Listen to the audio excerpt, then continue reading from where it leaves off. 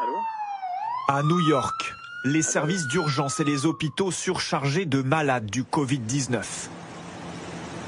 De l'autre côté des États-Unis, ce navire hôpital de 1000 lits, amarré à Los Angeles. La première puissance mondiale se prépare à son tour à la vague épidémique. Et Donald Trump semble enfin reconnaître la gravité de la situation. Vous me parlez d'une estimation de 2,2 millions de morts. 2,2 millions de morts du virus. Si nous pouvions déjà limiter le nombre de morts à 100 000, c'est un nombre horrible. Ou peut-être même moins, mais à 100 000. Donc si nous avons entre 100 et 200 000 morts, alors nous aurons globalement fait du très bon travail. Le président Trump voulait voir des églises pleines le dimanche de Pâques, soit dans 2 semaines. Mais ses équipes lui ont fait entendre raison. Les mesures contre le virus vont finalement durer jusqu'au 30 avril, minimum. Avec plus de 140 000 malades et près de 2500 morts, les États-Unis sont devenus le premier pays touché. Principal foyer New York. Près de 60 000 cas, 1000 morts. Dans la ville, des morgues sous des tentes sont montées en quelques heures. À Central Park, installation d'un hôpital de campagne. J'ai travaillé avec mon équipe dans des zones de guerre, sur des tremblements de terre, des ouragans, où nous avons mis en place des hôpitaux et des installations médicales comme celle-ci. D'habitude, c'est pour des pays étrangers après une catastrophe, mais les États-Unis en ont largement besoin. Pourtant, tous les États du pays ne sont pas confinés. C'est à leur gouverneur ou aux responsables de comté de prendre cette décision. Résultat, en rouge, les États confinés totalement.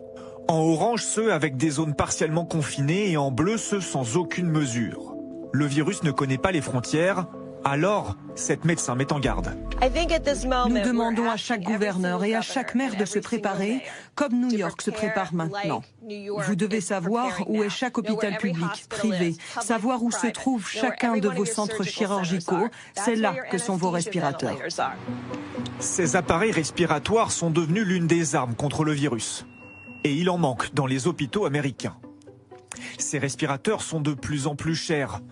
Situation incroyable, leur prix a doublé, car les différents États du pays se font concurrence.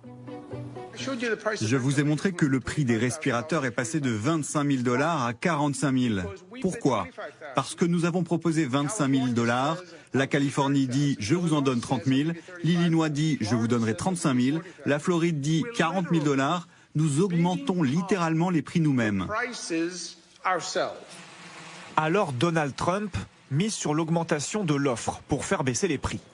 Il a signé un décret exceptionnel pour mobiliser le secteur privé dans la production d'équipements de santé. Je reçois de très bons retours sur General Motors. Ils honorent des contrats pour construire des respirateurs. Ils ont déjà commencé, ils ont ouvert une grande usine. Boeing, Ford, Honeywell, Heinz, ainsi que de nombreux autres réorientent des usines pour produire des respirateurs, des masques de protection et des écrans faciaux. Mesure tardive, crise un temps minimisée, mais record de popularité pour Trump. Dans cette épidémie de coronavirus, 47,3% des Américains ont une bonne opinion de leur président, une cote encore jamais atteinte pendant son mandat.